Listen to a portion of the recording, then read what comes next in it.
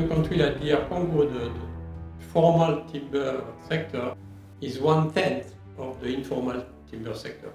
It's more useful to consider sort of who are the local people, who are the people that will be affected if something happens to the forest, who are the people that have a stake in keeping the forest or a stake in degrading the forest. You have to find out who are the true indigenous people.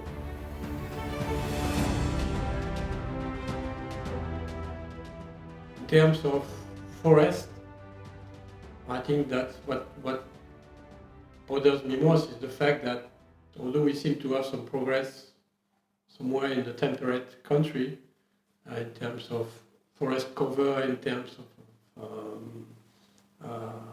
regrowth, we still see deforestation in the tropics, and we still see, we are seeing more and more degradation in the boreal forest. So the two largest forest biomes are still getting degraded, although we have been trying for ages to stop that.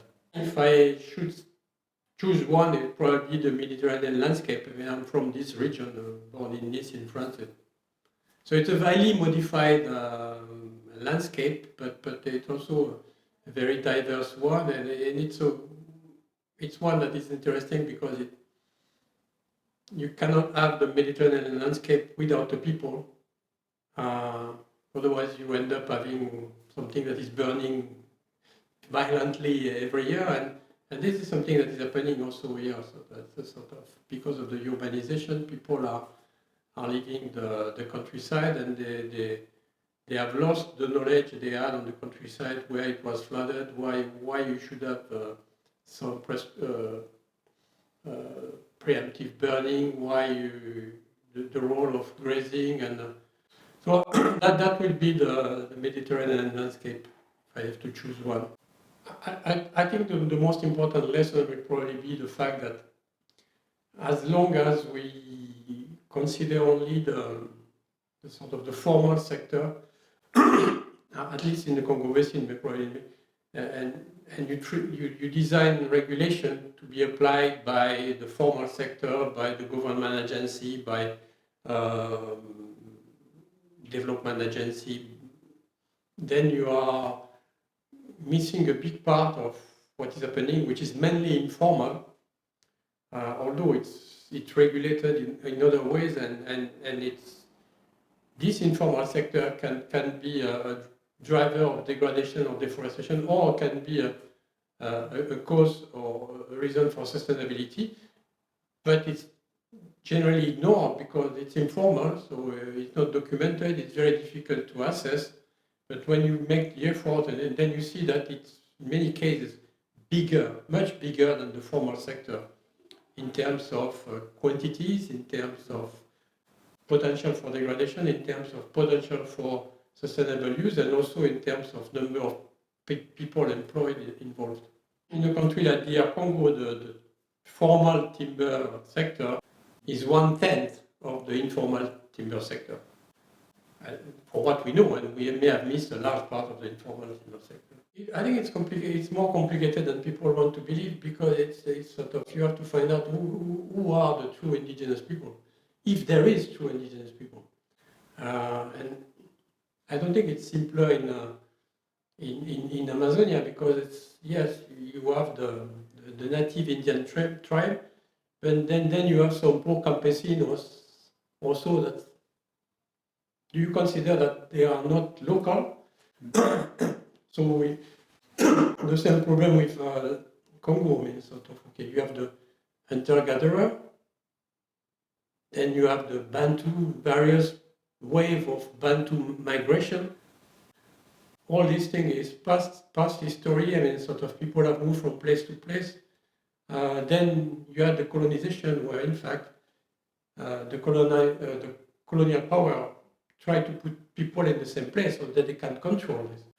Mainly you have people now in village around main roads. In fact, these villages, they do not represent one ethnic group or no, they are various mix of lineage put there by the colonial power. So the question is, who is the indigenous there? So I think it's more for me, it's more useful to consider sort of who are the local people, who are the people that will be affected if something happens to the forest, who are the people that have a stake in keeping the forest or a stake in degrading the forest, and then working with these groups where they are. So for me, it would be a sort of a pragmatic approach in terms of trying to solve this issue. Okay, you are the indigenous people, and so that means this one are not indigenous, but they are here also. They have been here for 4, 5, 6 generations. So what do you do with these people? We have a lot of, one of the reasons why the Congo Basin may have not been known in terms of reforestation or restoration is because so far it has been one of the areas with the lowest rate of deforestation. It has changed in some places, in the DR Congo, where a lot of the deforestation is linked to shifting cultivation, but you don't have the same situation, at least you didn't have the same situation that you have in Amazonia with this deforestation front that are moving and establishing. So that's more like it's a bit different. So far there hasn't been need a lot to replant, and there have been a few experiences in plantation in the Congo Basin, both fast growing or high value timber species, but not at a large scale. But there is a significant amount of degraded land that could be restored. And now it's probably a good time to look at it. Now, the main problem with the restoration agenda is that unless we shift the paradigm into something that is very expensive for ecosystem services and mainly funded by public money, into something that is less expensive, that produces the ecosystem services, but also goods for the local people that are there, and that is also funded by the private sector, so an economic enterprise. I think unless we shift the restoration from a sort of public-funded ecosystem service, restoration of intact ecosystem, into something which is an economic enterprise, we create jobs, goods and services, and of course it will be different depending on the context. I mean, sort of if we have high density population, low density population, agricultural, but unless we move to this restoration as an economic enterprise, I mean, there is not enough public money to pay to do the actual restoration, and then you don't change the condition on the ground, so that fundamentally whatever you restore is going to be degraded because the reason why it was degraded on the first instance are still there. So that's the main thing that I believe should be tackled in this new restoration agenda. And also, I mean, a sort of remind the people that restoration is not simply planting trees. You can have natural regeneration, you can have fencing, you can have... there are many ways to restore land, and the land to be restored is not necessarily a forest. There is a tendency, oh, there is no trees here, so let's plant it. No, in some places there is naturally no trees, so you should be very careful on that. Unless you tackle the driver, you are going to be in the same situation. So at one stage, what you have restored is going to be degraded again, be it by a fire or an outbreak or population. So people have degraded the land, then they left the land because the land is degraded, then you restore the land and the land becomes a little bit more fertile and people come back. And they come back because they need to make a living. I mean, they don't particularly do degradation for the fun of doing degradation. People want to have a living, and very often it's not a very magnificent living. It's barely scraping by, and that's why people are so interested to see. So you have pressure encroachment in protected areas, something like that, because protected areas still have some fertile soil, something like that, because they have been protected. Unless we create the condition outside so that people can make a living, we are going to have a problem with any protected area, with the population increasing. Mm-hmm. And if you take the example of Africa, the population increase is going to be huge. I can't remember the exact number, but we are probably going to see 1 billion additional people during the next 30, 50 years, and these people, then they will want to work, to eat, to send their children to school, to have some health coverage, so on. What you hear in many places is that we need to reduce our use on fossil fuel. We need to move into renewable energy. Some people will say, oh, nuclear energy can be a solution. Nuclear plants are clean until they become dirty. We have a few history about that. So what you are left with, if you want to move into this energy business, is wind, hydropower, and biomass. Maybe I forgot something. Grosso modo, it's that. Hydropower depends on your capacity, but it's not without risk. All the dams and I think that it's sort of a complicated story. The wind, okay, cannot be done everywhere, right? And in some places it makes sense to use biomass as energy. Places like the Nordic country, very few people, a lot of trees, they are doing cleaning. Why not? So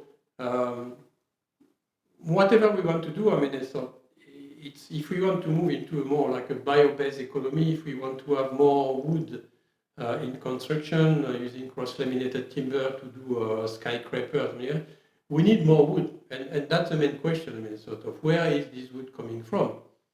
And you have seen the presentation yesterday. I mean, it's okay if you reduce the biomass, so if you harvest wood, then you change the capacity of the forest to buffer for temperature. So how do we solve this problem, saying that we need to keep whatever is left as our primary forest, but at the same and we are consuming the wood now, and we need to produce more wood. That's really the paradigm change, and that will probably require that we look more seriously at the whole issue of plantation and something that was presented yesterday also, this triad approach. I mean, so that means that you have area where you intensively farm, you may not call that a forest, to produce wood. And then you protect, and then you have areas that are less intensively managed. So unless because if we say protecting only, it's not going to work. If we want at the same time to have more wood or more fiber to move into a sort of a bio-based economy and reduce our use of concrete, cement, fossil fuel. And at the same time, I mean, we need to be serious about recycling. We are something like an 8 or 9% recycling what we have used, and of course, I mean, we are not going to make any progress if we only look at the bioeconomy without the circular economy.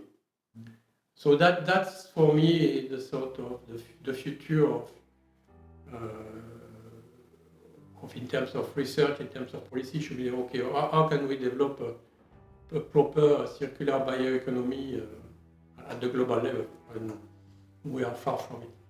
My hope, and that's for my children and grandchildren, will be that in fact we finally realize that it's time to act. I mean, and then we act. But unfortunately, you see that it's not necessarily going into the right direction. We make one step forward and 2 steps backward. So I think my view is that for the planet, it's a place where we can really give forest and trees the right place to contribute for livelihood, well-being, and also economic profits. I mean, it's not only for environmental services. I think that will be that, and because I mean, one thing we need to realize it's not about whether climate change will happen or not. Climate change will happen. Even if suddenly there is a time lag, there is an inertia in the system that makes that we have changed and we are going to change the climate. So the question is, okay, how do we continue having a workable civilization in this condition?